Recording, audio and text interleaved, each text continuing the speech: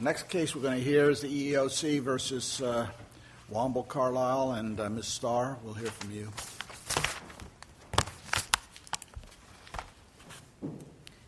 May it please the Court, my name is Susan Starr, and I represent the Equal Employment Opportunity Commission as appellant. The charging party in this case, Ms. Jennings, worked for the defendant law firm Womble, Carlyle for about 11 years as a support person, or known as in the lexicon of this case as an SSA. Her primary job duties were scanning, copying, and printing.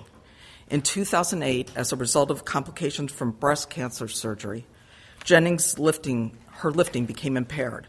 Between 2008 and 2011, two doctors at separate times put her on lifting restrictions, 10 pounds and then 20 pounds. In 2011, the 20-pound lifting restriction was permanent. Soon thereafter, Womble Carlyle told her she could not return to work without demonstrating she could lift up to 75 pounds. The district court erred when it held that lifting more than 20 pounds was an essential job function. The reason they gave her at the time when they told her she could not return to work was that she could not lift up to 75 pounds. 20 pounds was never mentioned. Moreover, lifting in this job is not an essential job function. The essential job functions were scanning, copying, and printing. There was a Doesn't that include lifting? It includes. As a matter of fact, several of the incidents involved, paper in cart boxes. When you print, you have to get paper and restore the machine, and if nobody's there to help you, you got a problem. And scanning documents were in the box. They said 30-pound boxes of documents were being scanned and had to be lifted, and so it doesn't advance the ball too much to say all she was doing is picking the paper and putting it on the glass or stacking it in. I mean, scanning and copying is a bigger function. You probably have to take it back to where it came from. If you've litigated, and I'm sure you have because you're here, but you have the war rooms where you have the boxes of documents and they take them to the scanning machine and then you take them back and you give them to the attorneys. And so there's inherently there is some lifting, probably not 75 pounds. I think the evidence in this case really was somewhere in the range up to 50 pounds, but I just didn't want us to get a handle on scanning, copying, and printing and saying that was totally benign to any lifting requirements. Your Honor, I think you make a good point, but it's not about lifting, it's about moving. It's about moving the documents from point A to point B. Whether you're moving or lifting or whatever you're doing, it seems to me, if you're carrying out the function, for instance, they couldn't have her at the two buildings where she would be the only person being a support person because there'd be no one to help her in case she needed new paper, had to get paper, or somebody gave her a scanning, or even the mail, which apparently they said if you had a mail pickup, the full pack of mails would present a problem, or delivering packages. This is one of those cases where it's really, you have to admire this woman as she goes through and tries to make it work. She breaks down the boxes and she does it, and her attitude's good and she works hard. And I hope there's some way she can be working. But so there's no blame here. And likewise, it looks like the law firm was trying to work with her. But when they found it's permanent, they found it didn't fit the job. And so the real question is, I guess the ultimate question is legally whether she was qualified for the job. And your argument is, I gather, that this weight requirement in lifting things wasn't of such a large proportion or necessity for the job as to be a qualification. I gather that's your point. The point is it's yes, and if you look at the record in this case, she worked in this job for 11 years. From 2008 to 2011, she had lifting restrictions. According to Womble Carlyle, she successfully performed her job consistently throughout that period of time with the lifting restrictions. She testified at length as to precisely how she accomplished her tasks. Like you mentioned, Your Honor, about kind of breaking up and being very creative and figuring out ways to accomplish her task with lifting restrictions. The record also reflects that she was idle for about for large portions of the workday after the restriction, I think it's JA 507. But my point, let me go to my point. The district court found, and I don't understand you to dispute it, that Jennings was unable to perform the essential functions of her job even with reasonable accommodations because she would be unable to work at Liberty Plaza or Winston Tower or work the Saturday shift where she would be alone. She would be unable to deliver mail to the floors, deliver boxes of copy paper, pick up or deliver copy jobs weighing more than 20 pounds, lift or carry packages weighing over 20 pounds that need to be shipped or mailed, move heavy furniture, complete other tasks that involved or could involve lifting more than 20 pounds, and that the ADA does not require employers to assign an employee to permanent light duty or reallocate job duties in order to change the essential functions of the job. Though that's a fairly exhaustive list of things that she would not be able to do on her own. I'd like to point the court to page 33 in Womble Carlyle's brief, in which it specifically. If you could. This exactly goes to this point, in which they actually concede that with her 20-pound lifting restriction, she could do everything that you just mentioned, Your Honor. She could work alone at Liberty Plaza. She could work alone where the need to move something over 20 pounds might arise? Yes. Before she injured her shoulder in June 2010, Jennings performed numerous SSA functions that required lifting more than 20 pounds, such as making mail runs to her assigned floors at 1 West 4th, processing heavier FedEx packages, moving paper boxes from one location to the other, working alone at Liberty Plaza and Winston Tower, and covering all operational needs, including post office runs, while working by herself on Saturday rotations. They said before she was injured in June 2010. Her lifting restriction began in 2008. She testified, and it's undisputed, that she completely and successfully performed, well, under their assessment, successfully performed her job between 2008 and 2010 without lifting more than 20 pounds. They expressly concede that she could do that. I could go through, I could respond specifically to each of these points that the Liberty Plaza and Winston Tower assignments were rare. They were incidental to her job. It was very rare that any of these 14 to 16 SSAs would be assigned to do that. Again, when she... weren't there 2 other SSAs that weren't required to go to Liberty Plaza and Winston? That is absolutely correct, Your Honor, that were excused from that because of language barriers. So their argument that this was categorical, that everybody had to do everything, is overbroad and inaccurate. What about the testimony, and I'm looking at page 507, after a scanning project meant to accommodate her lifting restrictions ended, she was idle for more than 80% of each workday because there were so many tasks that she could not perform? Your Honor, there's a dispute in the record on that, and this, as summary judgment, it should not. It should go back for a jury trial. And even the extent to which she could perform those jobs, that occurred prior to her injury, her shoulder injury? What happened? Yes, what the defendant did in this case is kind of muddle time periods and injuries. In June 2010, she was out of work for 2.5 days. She had a minor injury. As a result of that injury, she could not lift more than 10 pounds. That was for a very short period of time. Then that 10-pound lifting restriction was lifted, and then she was back to the 20-pound restriction. When there was that 10-pound restriction, the commission contests, but assumed to be true for the moment, that they assigned her this light duty. There was no light duty or need for a light duty after the 10-pound lifting restriction was lifted, because she has shown from 2008 on that she can perform the job successfully without lifting more than 20 pounds. And she was able to do it. She was very creative. One would look at that and think, how on earth could she do it? But she did. And they consisted, and her supervisors, when she spoke to them about it, they knew about it. And they said, work smarter, not harder, and we don't care how you get the job done as long as you get a job done, and that's great. They loved her enthusiasm, And the fact that she was able to do all of this. And again, one has to focus on the reason in the moment.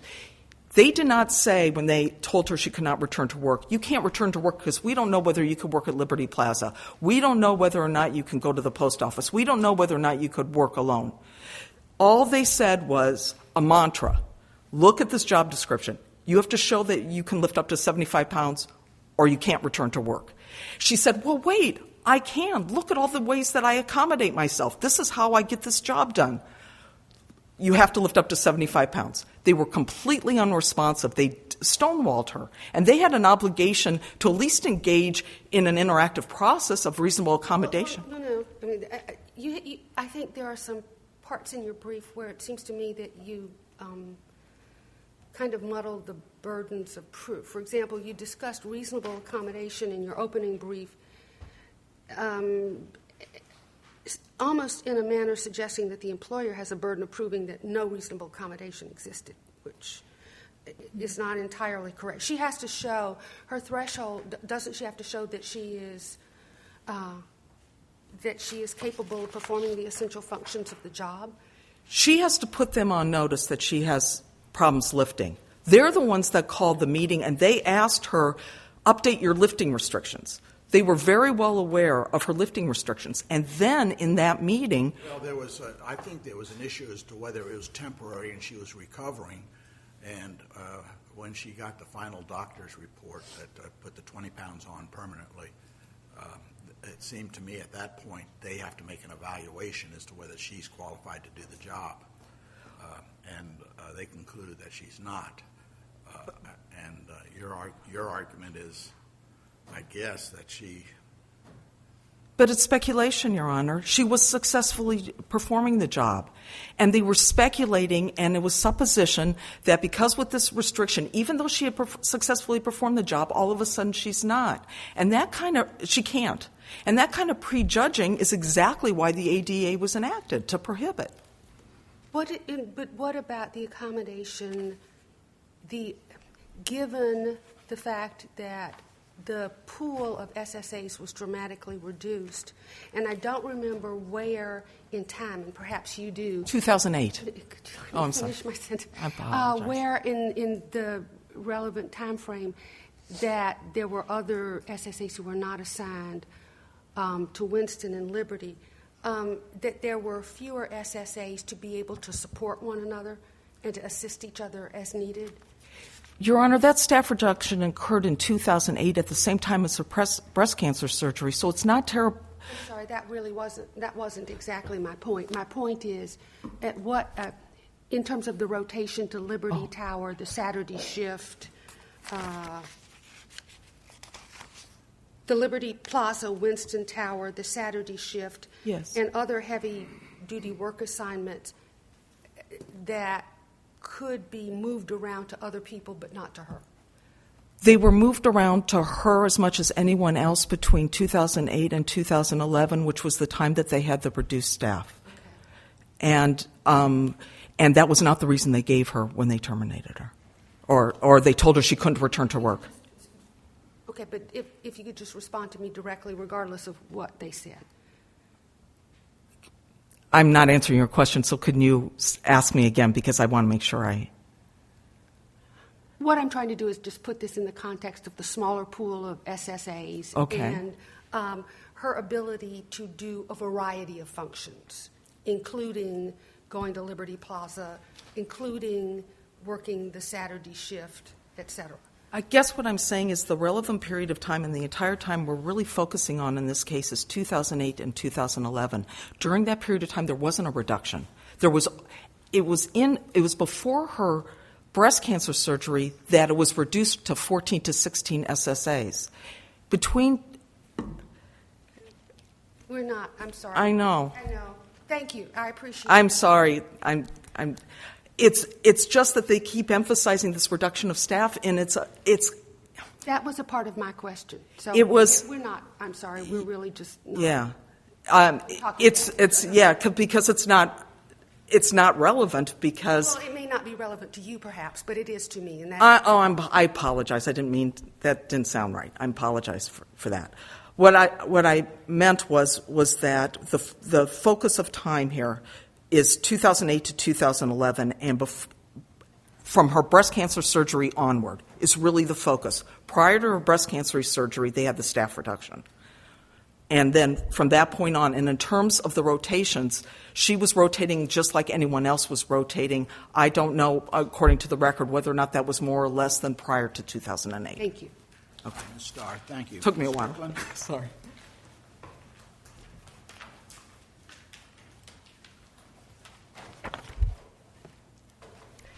Good morning. I'm Jill Strickland, and I'm here on behalf of the appellee, Womble Carlyle.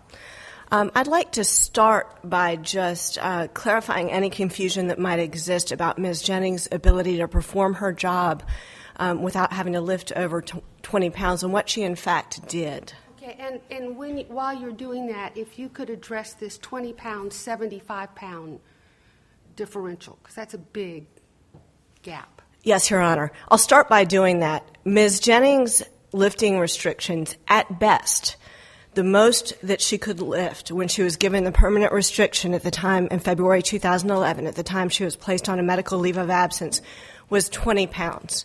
And that is what is relevant to this case. That's what's relevant to determining whether Ms. Jennings was able to perform the essential functions of her job with or without reasonable accommodations, such that she was a qualified individual with a disability and even fell within the ADA's protected class. It is true, as Ms. Starr pointed out, that Ms. Jennings testified that at the time she was placed on a medical leave of absence in February 2011, after the law firm had accommodated her and excused her from duties requiring heavy lifting for over 6 months, she testified that the managers pointed to the 75-pound lifting requirement stated in the job description, that incumbents in the support services job may have to lift up to 75 pounds. What Ms. Starr did not point out, though, is that Ms. Jennings also testified that as her leave of absence went on in July 2011, prior to her termination, the HR personnel began to talk with her in terms of the essential functions of her job. And Ms. Jennings admitted that when she got the letter from the law firm informing her that after her 6 months leave of absence had concluded, that she understood that the law firm's reasons for her termination was that her leave of absence had expired, her available leave, and she remained unable to do what the law firm considered to be the essential functions of her job. And the law firm considered it an essential function of her job because the job description says may at times have to lift up to 75 pounds? Not the law firm. Where do we look in the job description to understand that this is an essential function of her job, particularly when it also says the ability to work independently and flexibly to complete projects, which it seems like she was doing, since there were never any negative evaluations of her based on her failure to perform at all, particularly based on the limiting restriction. Right. So where can I find that as essential? So starting with your question about the job description, Your Honor. Yes, the job description does state that this is a multiple function job, which courts, including this court, have treated as a little different from most jobs, where people are expected to rotate among various functions as the business needs require. And the job description lists out all of the various functions which do require lifting, and many of that requires lifting over 20 pounds, and states that heavy lifting up to 75 pounds may be required, and that the support services assistants are required to function autonomously and independently. And in response to another part of your question, Judge Thacker, I'd like to clarify what the record evidence shows about what Ms. Jennings did in fact do ever since her breast cancer surgery. Ms. Jennings testified that after her breast cancer surgery, but before she injured her shoulder in June 2010, she had to perform at least occasionally job duties that require her to lift more than 20 pounds, and that she was not able to get around those lifting requirements through these modified work arrangements that she's discussed. And I recall one occasion where she said she wasn't able to get around the lifting requirements because the scales had been placed in a small room or something. Are there more than one? Is there more than one, and where can I look to in the record for that? Yes, Your Honor. Ms. Jennings testified generally on pages 197 to 199 of the Joint Appendix that after her surgery in 2008, but before her injury in June 2010, which resulted from 3 separate incidents of heavy lifting over 20 pounds within 2 consecutive work days. On page 199 of the record, the question was, it actually begins a little earlier. There's discussion beginning at page 197 about her lifting duties after her surgery. And then on page 198, at line 17, she was asked, so there was at least occasionally a requirement that you do heavy lifting, even after you had your breast cancer surgery when you worked at Liberty Plaza, and you weren't able to work around it, right? And Ms. Jennings responded, right. And I asked how frequently that occurred, and then she went into an explanation of the occasions on which she had to go in and fill in at Liberty Plaza. And she reiterated that testimony in response to questions from the EEOC attorney, and that's on pages 222 to 230 of the record. My own little ways of getting around lifting.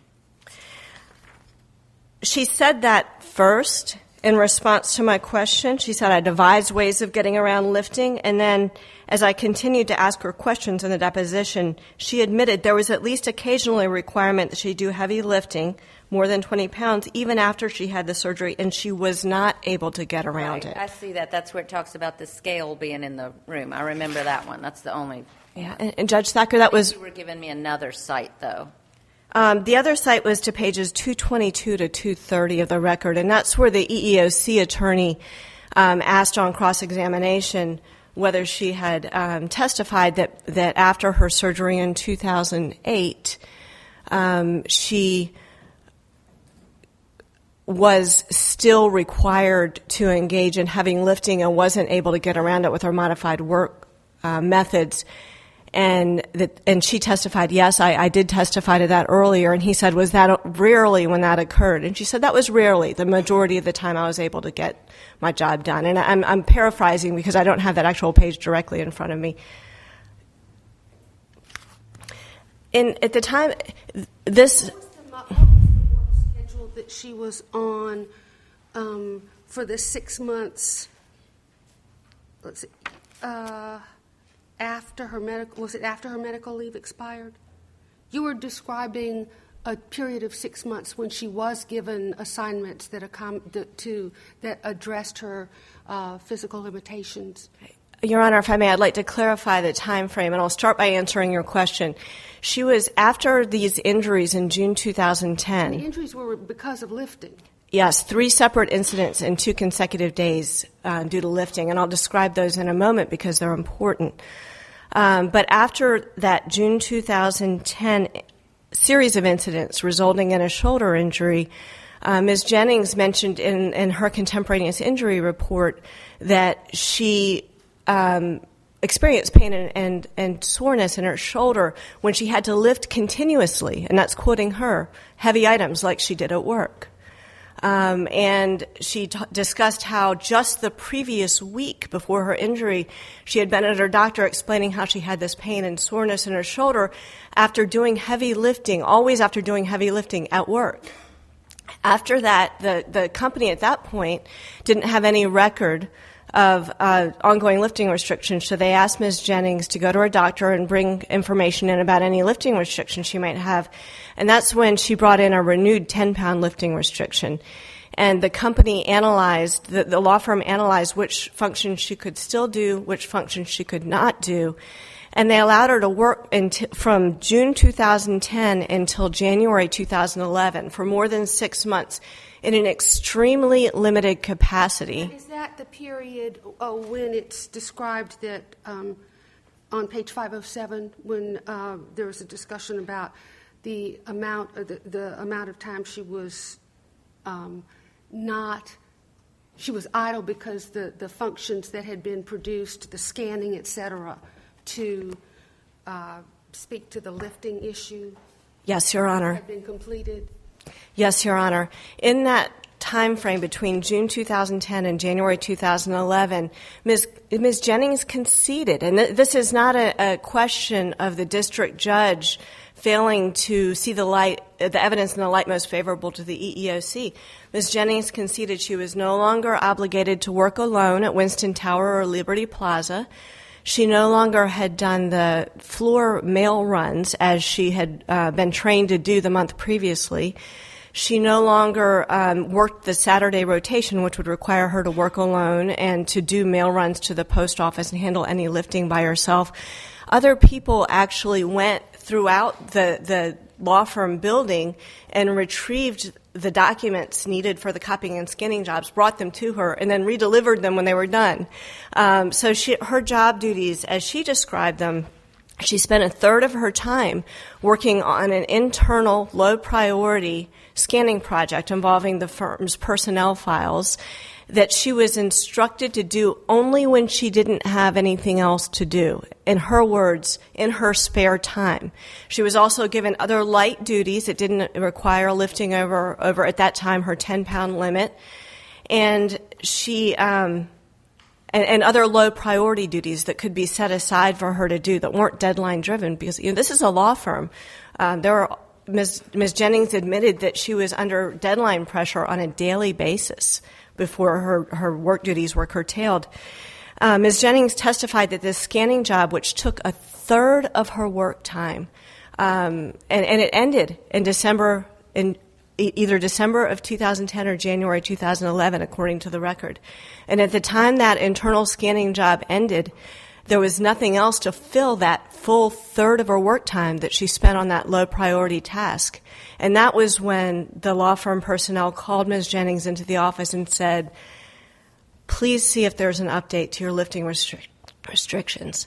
And at that point, the law firm, far from not engaging in the interactive process, heard Ms. Jennings talk about the alternate methods, and their response, as shown in the record, is those alternate methods won't permit you to do, they'll help you do some of these duties, but not all of these other duties where they just basically won't work for you. And in fact, that's how she was injured in June 2010. Instead of putting her in a position where she had to choose between either meeting the demands of her position or exceeding her medical restrictions, they accommodated her again. They put her on a medical leave of absence in the hope that either her condition would improve so that she could do more of the functions of her job, and enough of the functions of the job that would enable a finding that she could do the essential functions of the job. The firm never has taken the position that she had to be able to do 100% of these multiple functions. And as Judge Thacker pointed out during Ms. Starr's argument, there were some occasions where, for other reasons, two other employees who had language barriers were excused from performing one function, working the Saturday rotation. But that was just one function, that one Saturday shift that these two employees were excused from. In Ms. Jennings' case, there were multiple functions that she would be required to be excused from or be placed in the position of injuring herself again and exceeding her job restrictions. I do want to talk a little bit in response to Judge Thacker's question earlier before my time runs out about how she injured herself in June 2010. And this is documented not only in Ms. Jennings' testimony on the record, but also in her contemporaneous incident accident report, which she herself prepared in June 2010, immediately after the injury. It's on page 265 of the Joint Appendix.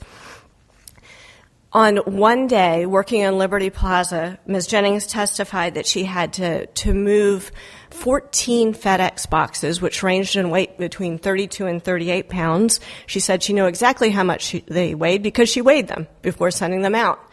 That same day, she testified that she had to move full cartons of paper that weighed 50 pounds each from one location to another. She was out of work for 2 days because of her pain and soreness, and then she came back and worked in Winston Tower, where she testified that she again had to move boxes for FedEx delivery ranging in weight from 10 to 30 pounds and exacerbated her shoulder injury in that manner. And I'm quoting Ms. Jennings here. This is what she wrote in her injury report, and this is what she admitted in her deposition. This is June 2010. As a result of breast cancer, a lymph node was removed from my left arm and causes pain and swelling when I continuously lift objects over 20 pounds. This is immediately after she describes the 3 incidents at work within 2 days. And then she says, I had just been to the doctor, my oncologist, the week before, and was asking why my shoulder swells from time to time, always when I am working, where I have to do heavy lifting. I was told that because a lymph node was removed, it will swell and cause pain when I lift more than my limit. That reference to her lifting limit is what caused the firm to come ask her, what are your medical limitations? And to undertake a detailed analysis of what functions she could perform and could not perform. And the fact that this was a multiple function job makes it a little bit different in terms of determining what the essential functions are. I mean, this was a fluid, fast-paced, deadline-driven environment in a law firm. And Ms. Jennings and the other support services personnel were responsible for providing operational support to 3 different locations within the law firm. And many circuits, the 1st, the 7th, the 8th, and the 9th, and also the 4th, in an unpublished decision of that Whitney versus Freightliner referenced in the district court's opinion, states that an employer may, for legitimate business reasons, require an employee in a certain job classification to rotate among various functions as needed. And in that instance, an employee will not be deemed to be able to perform the essential functions of the job with or without reasonable accommodations, and therefore be a qualified individual with a disability unless the employee can perform enough of those functions to enable a judgment that the employee is qualified for the job, can perform the essential functions. And here Ms. Jennings, by her own testimony, between 2008 and June 2010, did perform her functions, but unfortunately in doing that, she had to, at least occasionally by her admission, lift more than her lifting restriction. That's what caused her to be injured. Another thing that's significant about this work environment is it's difficult. There are some tasks where it's very foreseeable that Ms. Jennings or any other support services personnel would have to lift more than her lifting limitation. For example, the Saturday rotation. We know that one person working on a Saturday has to go to the post office and bring full mail buckets back in his or her own vehicle. And Ms. Jennings admitted that those weigh more than 20 pounds. The testimony is uncontroverted on that. But then there are other tasks that occur throughout the workday. And Ms. Jennings admitted that she was primarily responsible for working in the copy area where she did the copying and the scanning work. And as Judge Niemeyer pointed out, that did not mean that she didn't necessarily have to exceed her lifting restrictions in order to retrieve or deliver the documents and get that done. But Ms. Jennings admitted that she also was called upon from time to time to do other duties. And those are the duties that's on page 172 of the Joint Appendix. Those are the duties that from time to time required Ms. Jennings and other support services personnel to lift more than 20 pounds. The evidence from the job, not only the job description, but also the testimony from Womble's managers and the testimony from Ms. Jennings' coworkers, the other people who held that position, stated that not only, it's not foreseeable or predictable that each support services assistant will have to lift more than 20 pounds on an hour-to-hour or day-to-day basis, except for these routine functions like the mail runs where we know the lifting is going to be more than that. But at any time, these folks can get called upon to perform a function that may or may not involve heavy lifting. It may or may not be deadline-driven. In most cases, as Ms. Jennings testified, the tasks were deadline-driven until she was placed on light duty. And Womble Carlyle was entitled to heed and honor the medical restrictions that Ms. Jennings' own treating physicians placed upon her. And her testimony that she believed she could still do the job functions, or at least most of them, on her own or pull somebody aside to help her, doesn't carry the weight here. Womble Carlyle was not required to put her back in a job, full duty, that caused her to be injured in June 2010 in light of the medical restrictions to the contrary. And the EEOC did indicate in its brief that it believed a reasonable accommodation might have been just to allow other people to do the lifting functions, allow somebody else to do the functions that require lifting more than 20 pounds. Unfortunately, that would have required a reallocation of an essential job function and placing a heavier burden, placing all the heavy tasks, all the high priority tasks, or at least the majority of them, on other coworkers, and it would have greatly diminished the flexibility of the support services center when that providing operational support in this fast-paced, client-driven, deadline-driven environment is the very purpose of Ms. Jennings' job. So we believe that the district court got it right, and that Womble Carlyle complied with its obligations fully in trying to work with Ms. Jennings, and in fact went beyond the obligations of the EEOC in trying to work with Ms. Jennings to find a job for her, or create a job for her that would have enabled her to stay within her lifting limitations. And unfortunately, once the limitations became permanent, that was no longer feasible. Thank and you, I see that I'm about out of time. Thank you very much. Starr. Your Honors, opposing counsel's argument demonstrate basically that summary judgment was improvidently granted. She points out a lot of disputed issues of fact. For that reason alone, the district court's the reversal and remand is required. All of the reasons that were stated about the difficulties that she may have performing the job, she did not have. She was It's a kind of a recasting of what occurred. What occurred was Womble Carlyle, in their judgment, determined that she successfully performed her job. At the time of firing, they didn't bring up all of this. They didn't bring up Liberty Plaza and her ability to do this task or that task. They simply said, show us that you can lift up to 75 pounds and you can come back to work. To say, as opposing counsel just did, that that was some sort of accommodation is quite a stretch.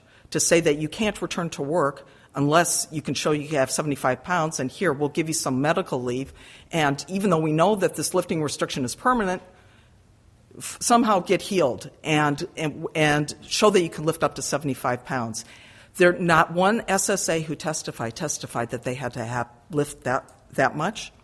And all the SSAs that testified about lifting and moving things all testified that it was a very cooperative atmosphere, that they all kind of helped each other, and that when they had heavy lifting to do, they would ask a fellow SSA to help them, and that was just common practice. So the idea that this is some sort of extra to excuse her from some sort of job duty is really not validated by the record in this case. If there are no questions, the Commission requests the Court to remand the case. Thank you. Thank you. We'll come down and greet counsel and then proceed on to the last case.